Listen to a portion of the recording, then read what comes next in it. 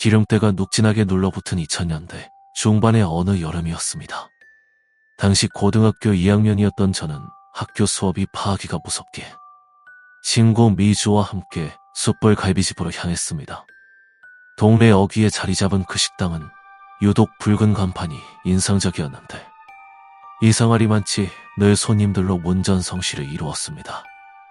고기의 육질이 좋아서인지 아니면 반찬 맛이 기가 막혀서인지는 알 수 없었으나 가게 안은 언제나 달짝지근한 양념 냄새와 사람들의 옹성거림 그리고 매캐한 숯불 연기로 가득 차 있었습니다.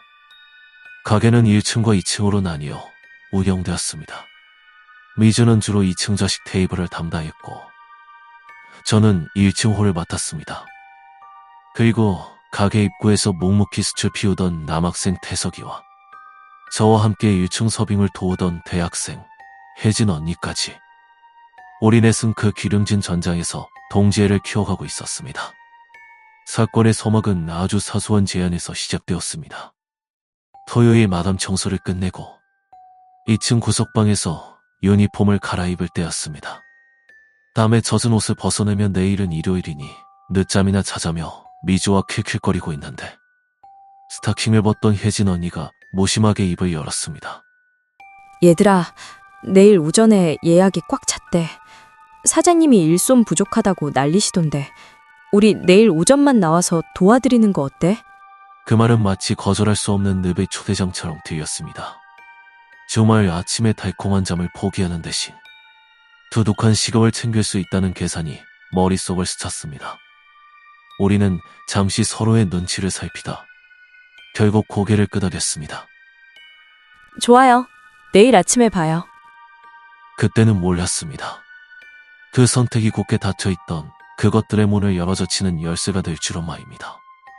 원자의 일요일 아침 가게의 공기는 평소와 달랐습니다. 셔터를 올리고 들어선 가게 안에는 어제 미처 빠져나가지 못한 고기 냄새가 차갑게 가라앉아 있었습니다. 청소를 하고 테이블을 세팅하는 동안 저는 묘한 위화감을 느꼈습니다. 분명 1층 홀에는 저와 혜진 언니 그리고 태솔이뿐이었는데 자꾸만 시야의 사각지대에서 누군가 쓱 지나가는 듯한 잔상이 어렁거렸습니다. 너무 피곤해서 그런가? 고개를 저으며 숯불 화로를 닦고 있는데 태석이가 화로 쪽을 멍하니 응시하고 있는 게 보였습니다. 태석아, 숯 다 됐어? 제 물음에 태석이는 깜짝 놀란 듯 어깨를 옴질하더니 묘하게 겁에 질린 표정으로 고개를 끄덕였습니다. 근데 누나, 아까 누가 2층 올라가지 않았어? 무슨 소리야? 미주는 아직 탈의실에 있는데 손님도 아직 안 왔고. 아, 그런가. 내가 잘못 봤나 보다. 태석이는 찜찜한 표정으로 다시 숯을 뒤적거렸습니다. 그 사소한 대화가 불길한 전조였음을 그때는 눈치채지 못했습니다. 점심시간이 되자 가게는 말 그대로 아수라장이 되었습니다. 메이어드는 손님들의 조문 소리, 불판 들이치는 소리, 아이들의 울음소리가 뒤섞여 정신을 차릴 수 없었습니다. 우리는 기계처럼 움직였습니다. 고기를 나르고 불판을 갈고 반찬을 리필했습니다. 이상한 점은 손님들의 반응이었습니다. 분명 방금 반찬을 가져다 주었는데도 몇몇 손님은 왜 불러도 대답이 없냐 며 화를 내거나 빈 허공을 향해 이거 좀 치워줘요 라고 손짓을 하곤 했습니다. 마치 우리 눈에 보이지 않는 또 다른 종업원이 그들 곁을 서성이고 있는 것처럼 말입니다. 폭풍 같은 점심 장사가 끝나고 3시가 되자 사장님은 고생했다며 가게 앞 중국집에서 짜장면과 탕수육을 시켜주셨습니다. 허기진 배에 기름진 음식을 채워 넣으니 긴장이 풀리면서 엄청난 노고남이 밀려왔습니다. 5시까지 브레이크 타임이니까 2층 가서 눈 좀 붙이다 와라. 사장님의 허락은 구원과도 같았습니다. 우리는 무거운 다리를 이끌고 2층으로 향했습니다.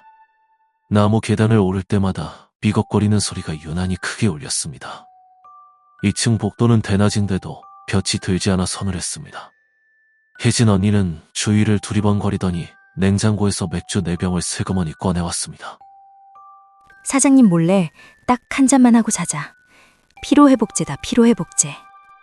학생 신분에 그래서는 안 되지만 고된 노동 뒤의 일탈은 달콤했습니다. 우리는 가장 안쪽에 있는 큰 방으로 들어갔습니다.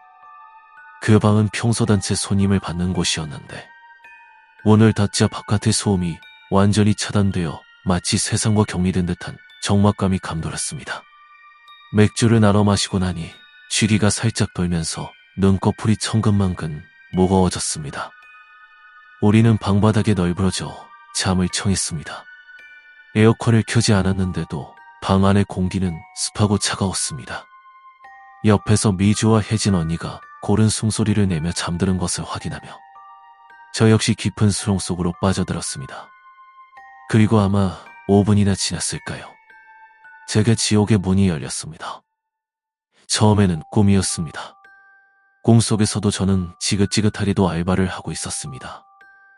배경은 가게 입구였고 태석이가 쪼그리고 앉아 숯에 불을 붙이고 있었습니다.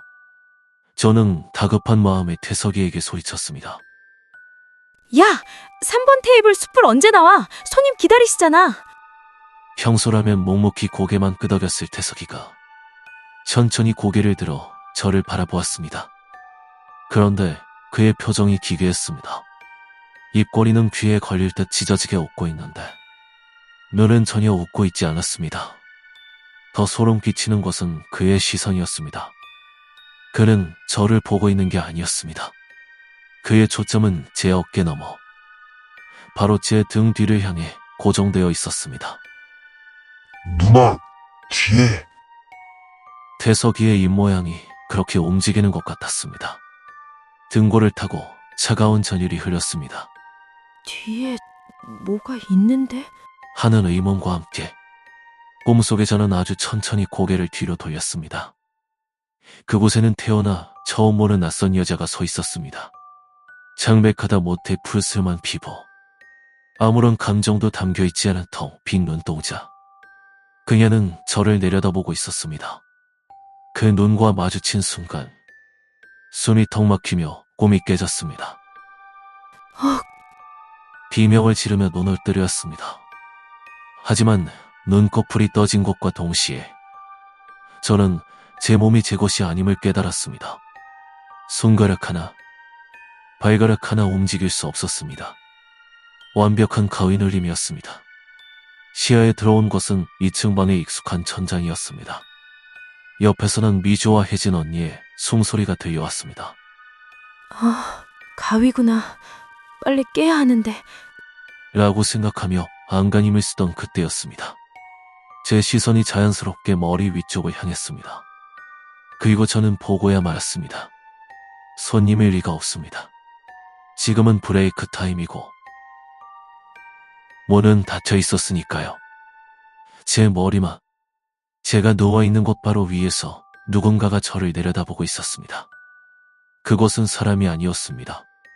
중력을 무시한 채 마치 천장에 발을 붙이고 거꾸로 매달린 듯한 각도로, 혹은 제 머리맡에서 상체만 쑥 내민 듯한 기이한 자세로 한 여자가 저를 응시하고 있었습니다. 꿈속에서 제 등 뒤에 서 있던 여자와는 다른 얼굴이었습니다. 하지만 그 무표정한 얼굴과 생기 없는 눈동자는 똑같이 소름 끼쳤습니다. 그녀의 긴 머리카락이 제 얼굴 위로 쏟아져 내릴 것만 같았습니다. 눈을 질끈 감고 싶었지만 눈꺼풀조차 움직이지 않았습니다. 그녀는 저에게 해코지를 하거나 목을 조르지 않았습니다. 그저 가만히, 아주 가만히 관찰하듯 저를 내려다볼 뿐이었습니다. 한여름인데도 뼛속까지 시린 한기가 온몸을 휘감아 이가 딱딱 부딪힐 것만 같았습니다. 살려줘. 미주야, 제발. 속으로 수없이 친구의 이름을 불렀지만 입 밖으로는 바람 빠지는 소리조차 나지 않았습니다. 공포가 극에 달해 심장이 터질 것 같던 바로 그 순간, 옆에서 자고 있던 미주가 부스스 몸을 일으켰습니다. 미주는 잠이 덜 깬 눈으로 주위를 둘러보다가 이내 식은 땀을 흘리며 굳어있는 저를 발견했습니다. 평소 제가 가위에 잘 눌리고 엇것을 종종 본다는 사실을 알고 있던 미주는 제 상태가 심상치 않음을 본능적으로 알아차렸습니다. 소은아, 너 왜 그래? 땀 봐. 미주가 제 어깨를 잡고 흔드는 그 순간까지도 머리맡에 귀신은 눈 하나 깜짝하지 않고 저를 노려보고 있었습니다. 미주의 손길이 닿자마자 마치 유리가 깨지듯 가위가 풀리며 그 여자의 형상도 연기처럼 흩어졌습니다. 긴장이 풀리자마자 억눌렸던 공포가 터져나오며 닭똥 같은 눈물이 흘러내렸습니다. 저는 벌벌 떨며 미주와 혜진 언니에게 방금 겪은 일을 털어놓았습니다. 꿈에서 본 여자와 현실에서 본 여자가 달랐다는 것, 그리고 둘 다 지독하게 무표정했다는 것까지. 미주는 제 등을 토닥이며 달래주었고 우리는 억지로 몸을 일으켜 다시 일을 시작했습니다. 그렇게 그날의 공포는 한여름 낮의 악몽으로 끝나는 줄 알았습니다. 하지만 진짜 공포는 이를 모두 마치고 옷을 갈아입을 때 찾아왔습니다. 미주가 평소와 다르게 어둡고 청백한 표정으로 저에게 다가왔습니다. 소은아, 아까 내가 1층 주방 이모한테 살짝 여쭤봤거든. 네가 본 게 너무 찝찝해서. 뭐라고 하셔? 이모가 그러시는데 우리 가게에 털을 잡은 귀신이 있대. 근데 그게 한 명이 아니라 2명이래. 미주의 목소리가 미세하게 떨렸습니다. 저는 침을 꿀꺽 삼켰습니다. 1층에 여자 1명, 그리고 2층 큰 방. 우리가 잤던 그 방 문 앞에 여자 1명. 그렇게 총 2명이 상주하고 있대. 이모들 사이에선 공공연한 비밀이래. 그 귀신들 덕분에 우리 가게가 그렇게 장사가 잘 되는 거라고. 제 등골을 타고 소름이 끼쳤습니다. 꿈에서 본 여자와 가위 눌리며 본 여자가 서로 달랐던 이유가 명확해졌습니다. 그녀들은 이 가게의 손님이 아니라 주인이었던 것입니다. 그로부터 1년이 흘러 고등학교 3학년이 되었습니다. 수험생 신분이었지만 용돈이 필요했던 저는 다시 그 가게로 돌아갔습니다. 미주와 태석이도 여전히 그곳에 있었습니다. 그날의 공포는 희미해졌고 익숙함이 다시 자리를 잡았습니다. 인간의 망각이란 참으로 무서운 것입니다. 어느 한가한 평일 오후 또다시 쉬는 시간이 생겼습니다. 이번에는 2층이 아닌 1층 구석. 손님이 잘 보이지 않는 식탁 아래로 기어 들어갔습니다. 시원한 방바닥에 등을 대고 베개를 벤 채 잠을 청했습니다. 벽에 등을 기대고 안락함을 느끼며 눈을 감았는데 문득 기분이 묘해졌습니다. 아, 이 느낌. 온몸의 근육이 서서히 굳어가고 주변의 소음이 차단되면서 정신만 또렷해지는 그 불길한 정조 증상. 오늘 또 한바탕 가위에 눌리겠구나 싶었습니다. 그 생각이 채 끝나기도 전에 제 귓가에 알 수 없는 소리가 들려오기 시작했습니다. 처음에는 고기 굽는 소리인가 싶었지만 가게는 텅 비어 있었습니다. 소리는 점점 선명해졌고 이내 사람의 목소리로 바뀌었습니다.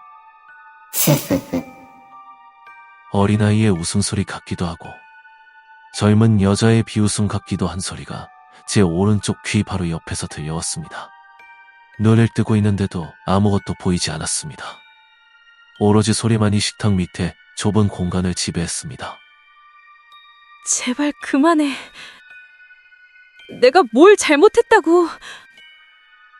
저는 속으로 애원했습니다.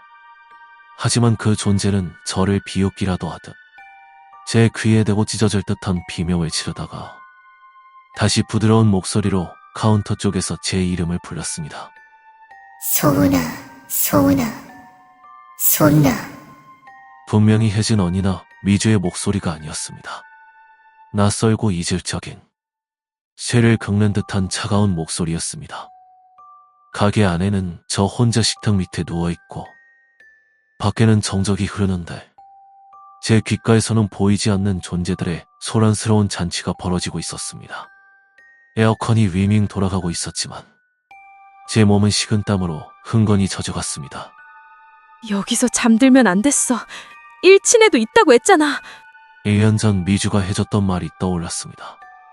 1층을 배회한다던 그 여자.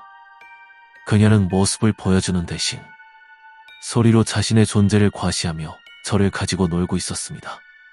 숨이 가빠지고 심장이 터질 것 같던 그때 멀리서 다가오는 발소리가 들렸습니다. 소은아, 너 여기서 뭐해? 미주였습니다. 미주가 식탁보를 걷어내고 저를 흔들어 깨우자 귓가를 맴돌던 기괴한 웃음소리와 비명은 거짓말처럼 뚝 끊겼습니다. 하지만 제 몸에 남은 공포의 잔재는 사라지지 않았습니다. 얼굴은 하얗게 질려 있었고 다리는 후들거려 제대로 서 있을 수조차 없었습니다. 그날 저는 결국 조퇴를 해야 했고 얼마 지나지 않아 입시 준비를 핑계로 그 아르바이트를 완전히 그만두었습니다. 도저히 그 기운을 감당하며 웃는 얼굴로 손님을 맞이할 자신이 없었기 때문입니다. 세월이 흘러 저는 성인이 되었고 가끔 가족들과 함께 외식을 하러 그 갈비집을 찾습니다. 그 가게는 어떻게 되었냐고요? 망하기는커녕 이제는 번호표를 뽑고 1시간을 기다려야 먹을 수 있는 지역 최고의 맛집으로 명성을 떨치고 있습니다. 1층이고 2층이고 할 것 없이 손님들로 미어터지고 주말이면 가게 앞도로가 마비될 정도입니다. 얼마 전 계산대에서 사장님과 마주쳤을 때의 일입니다. 사장님은 저를 알아보고 반갑게 인사를 건네시며 서비스로 음료수를 쥐어주셨습니다. 손님들이 북적이한 홀을 바라보며 제가 농담 반 진담 반으로 물었습니다. 사장님, 가게가 예전보다 더 잘 되네요? 혹시 아직도 그분들이 계신가 봐요? 제 말의 뜻을 알아차린 사장님은 사람 좋게 허 웃으시더니 목소리를 낮춰 은밀하게 말씀하셨습니다. 그럼 계시지. 나야 뭐 그분들 덕에 먹고 사는 거 아니겠니? 그래서 요즘은 내가 섭섭하지 않게 챙겨드리고 있어. 챙겨드린다니요? 가끔 장사 끝나고 늦은 밤에 1층 구석이랑 2층 큰 방 앞에 작은 상 하나씩 봐드린다. 제사 지내듯이 말이야. 향도 피우고 좋은 고기도 구워서 올리고. 그랬더니 신기하게도 매상이 더 오르더라고. 사장님의 눈빛은 묘하게 번들거렸습니다. 북적이는 손님들 사이 시끌벅적한 소음 속에서 저는 등 뒤가 서늘해짐을 느꼈습니다. 사람들이 맛있게 고기를 먹고 있는 저 테이블 사이사이로 배부르게 대접받은 그 두 여자가 만족스러운 표정으로 우리를 지켜보고 있을지도 모른다는 생각에 저는 서둘러 가게를 빠져나왔습니다. 그곳은 여전히 산 사람의 식탐과 죽은 자의 허기가 공존하는 기묘하고도 풍요로운 공간입니다.